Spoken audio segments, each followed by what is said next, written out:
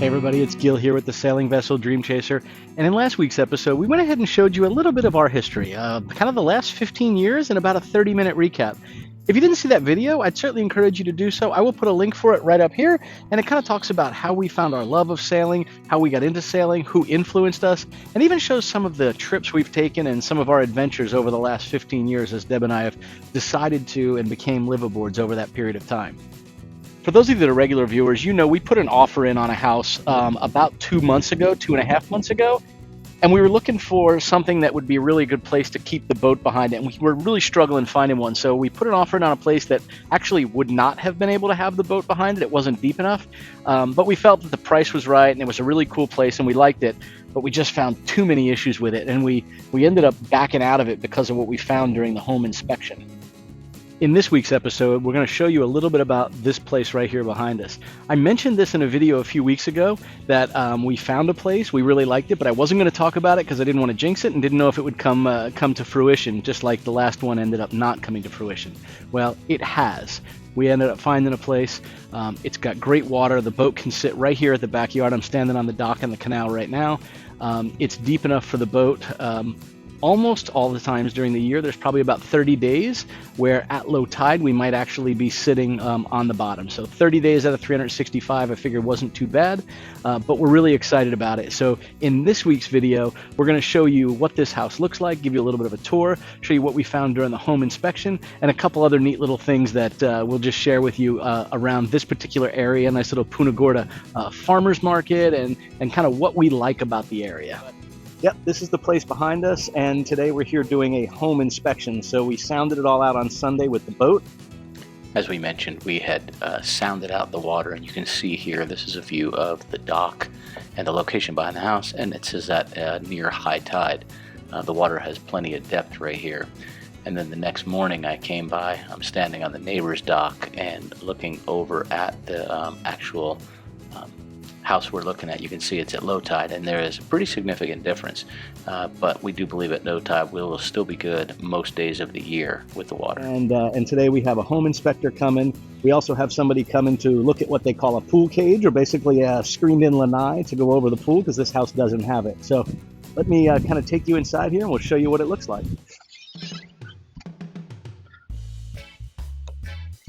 All right, this is stepping into the house. So you step into this sort of foyer area, and straight through you look to essentially the dining area, if you will, little den area and the edge of the kitchen.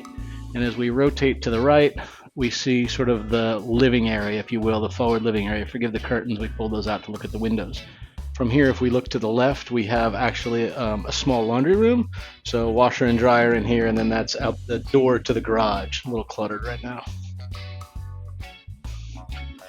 Moving forward, we can go into the kitchen. So you can see a little seated bar area here, and then into the kitchen. So pass-through window out to the Florida room, and then kind of back up here. You can see it's a fairly small kitchen, not a lot of kitchen counter space, but not bad. Side-by-side fridge, electric appliances.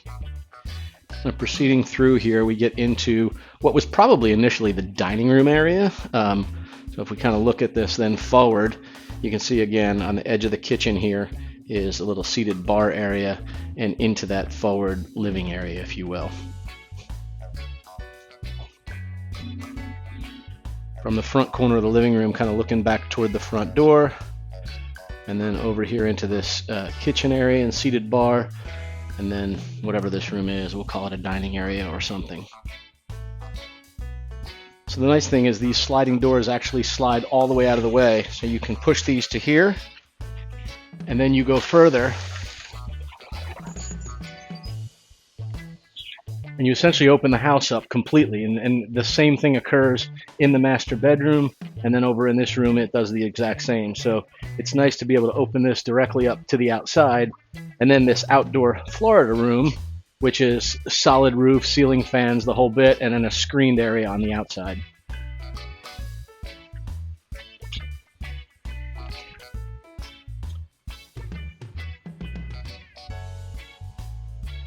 From here we go into the master bedroom, and just like the living area, it has the sliding doors that open all the way across to the outside. And it's a pretty good size room, and it's a king size bed, so you can get an idea on the size of it. I actually thought in the pictures this was a little desk, but it's about 8 inches wide. It's like a makeup mirror. And then the master bath in here, and forgive it, it's a bit cluttered, but definitely a beachy theme, right? Starfish, pools, and almost all the furniture and decor is wicker. A step-down-in tub and bathroom. New vanities, but I would not say updated bathroom. And then, a closet here is not too big, but big enough for us. Making our way back across the house, we'll go out the master bedroom, through the kitchen area, and you get an idea of this sort of seated dining area, if you will. And then as I look across this countertop here on the edge of the kitchen, it has another small sort of den, if you will.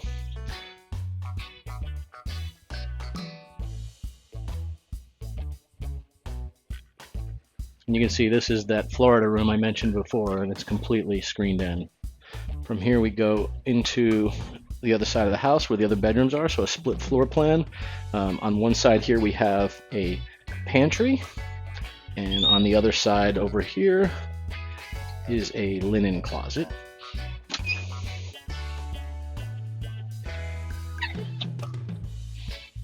And then forward we have the first of the bedrooms, and they're pretty good sized rooms. This is a full-size bed in here, decent size.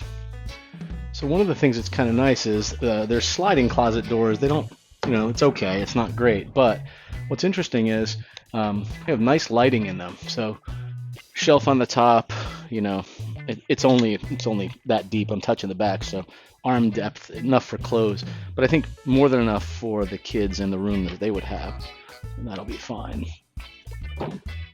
And from this bedroom, if we go back out into this hallway, and to one side we have the second bathroom right here. Again, new vanity and toilets. This one's been remodeled, and kind of a tub enclosure.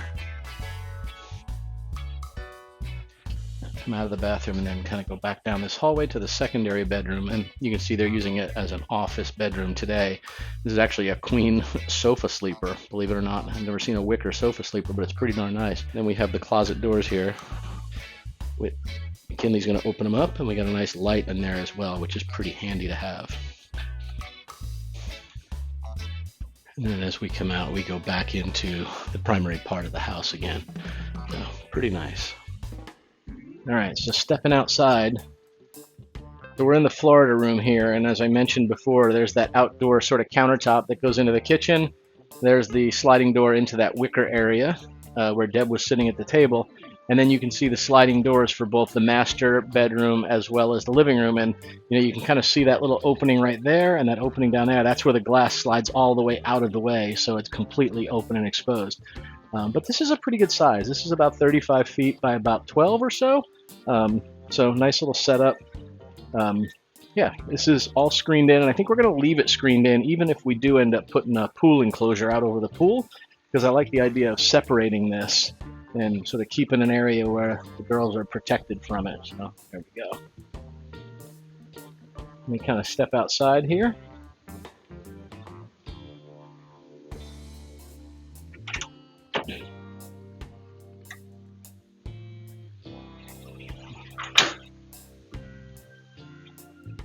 So outside of the Florida room here on this side, over here, is actually the pool area. And what we would likely do is put in what they call a pool cage or a screen lanai. It would come off of the roof line here, go up at a 45-degree angle, straight across, horizontal on the top, and then down at a 45-degree angle with a 9-foot high wall on the far side. And what we would do is do it right to the edge of the pavers. So it would give us about 4.5 feet on that side of the pool, about 4.5 feet on the far end of the pool, and about 3.5 feet on this side of the pool. And then if I were to sort of rotate around here and show the other side of this, we would also go just past that table and chairs, remove these hedges here, and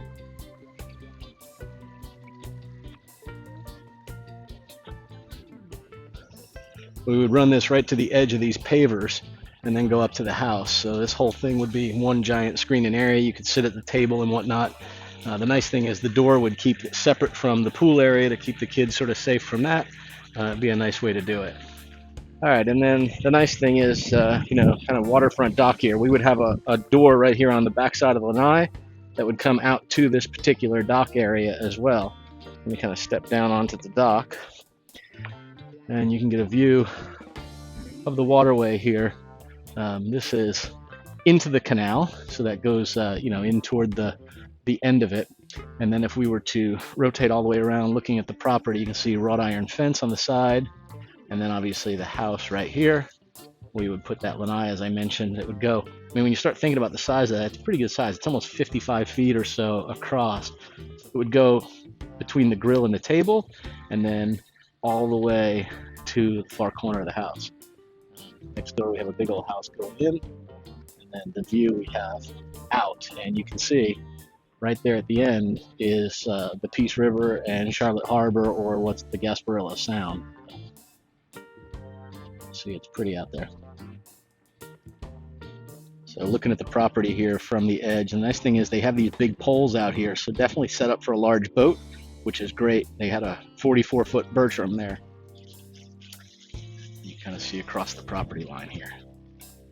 Well, Swab got the camera, and here's proof we've raised a boat kid. She doesn't know what this is. And this, I'm sorry guys, I didn't show you this thing. Makes a lot of noise.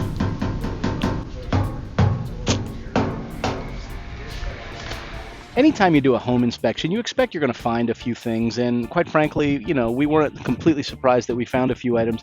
We did find a few items that were a little bit more than we likely expected we would have to deal with, and we wanted to go ahead and have them fixed. What we didn't want to do is ask the previous owners to fix it before they left. Honestly, we wanted to make sure that it was done the way ultimately we would want it. So after the inspection, we spent a couple of weeks trying to sort of negotiate out the final details of the offer. And there was a lot to sort of consider. Deb and I wanted a bit of a reduction in the price, or some concessions for closing costs, whatever it would be, for a portion of the things we found during the inspection. And also, the people that were moving out of this house were downsizing. And honestly, Deb and I don't have furniture, right? We got rid of and gave away or sold most everything we had when we moved aboard the boat. So we needed to get some furniture. We kind of did a walkthrough with them and offered to buy several pieces of the furniture, their master bedroom sets, the sofas in the living room, a dining room table. So we sort of made some arrangements here to buy some of that equipment. And honestly, that boat you saw in the footage earlier that was sitting out here, the center console fishing boat, I really wanted to get that too. The people that were moving out of this house were moving to a non-boating community, basically a golf course community, and getting to the age where they weren't using boats as much any longer. So I was really trying to work a deal that would be some amount of furniture and a boat, and basically saying, like, you don't have to give us any money, we'll give you money at this amount, and we'll take some furniture and this boat, etc.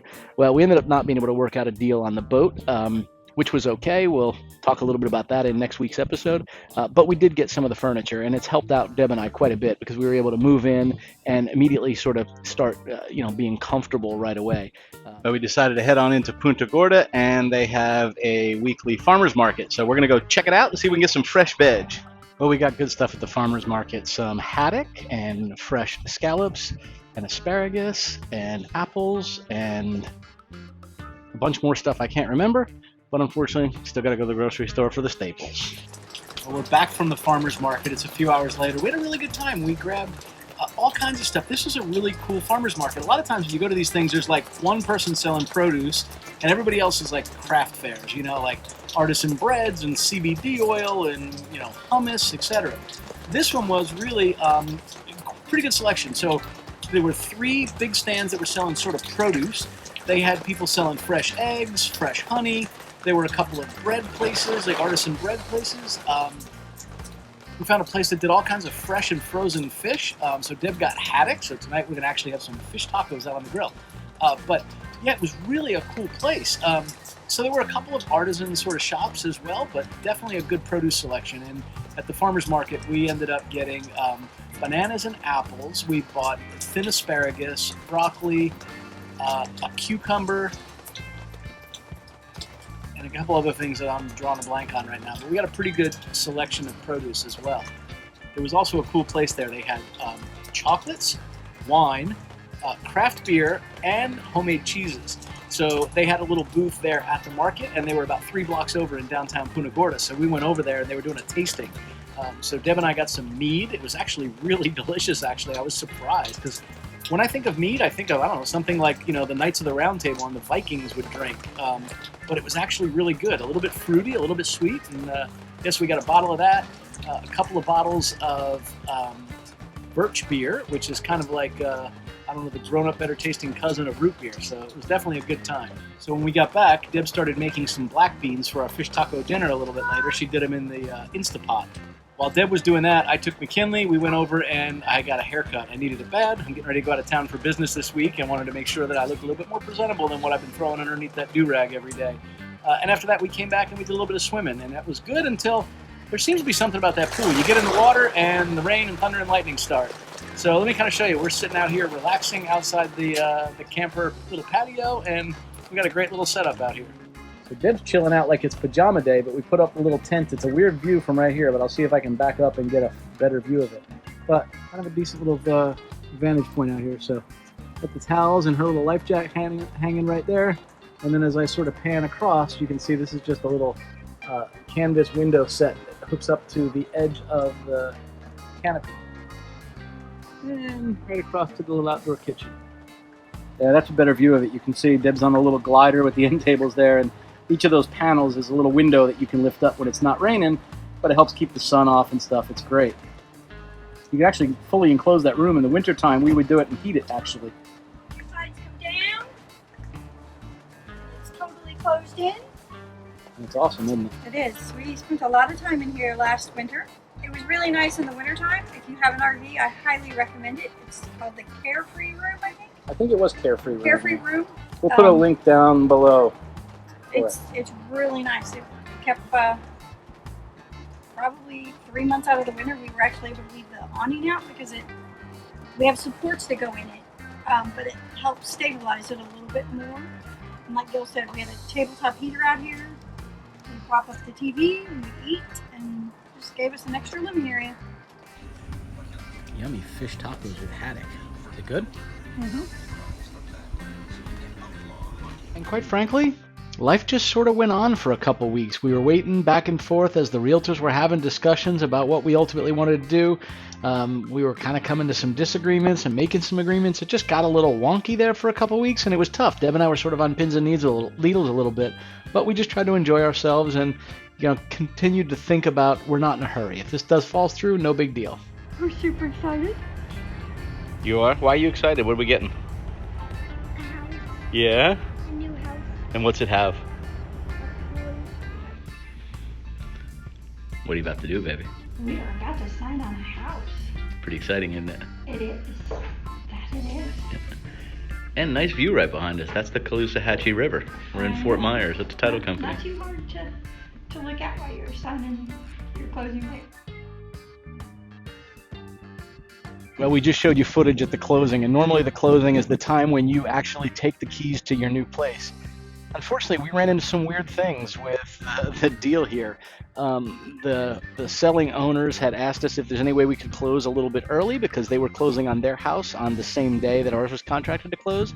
And we said, yeah, let us see what we can do. We moved a bunch of things around. I changed a business trip, the whole bit. We closed 3 days early, and we got to the closing, and they had pre-signed the day before and told the title company that they weren't leaving until the original date that we had set. Obviously, that threw a lot of stuff off for us. Heck, Deb and I had furniture delivery and everything else coming, so it was kind of a major challenge. And I don't want to blame the previous owners. Who knows? Maybe their agent didn't share the details with them. Maybe they did. But at the end of the day, it was frustrating. But we're past it. So when you saw Deb's little frowny face there, holding up the keys to your new home, that was why. We actually fully expected that we were going to get to the closing and be able to come to the house and start putting our stuff inside of it and getting ready. And we left a little bit disappointed with that. Signed all the paperwork, but still not able to move in. Well, I hope you enjoyed this week's video, and if you did, do us a favor, give it a thumbs up and a like. Next week, we'll share a little bit more information we have about the boat, and specifically something we decided to go ahead and do just for running around the water in this particular area.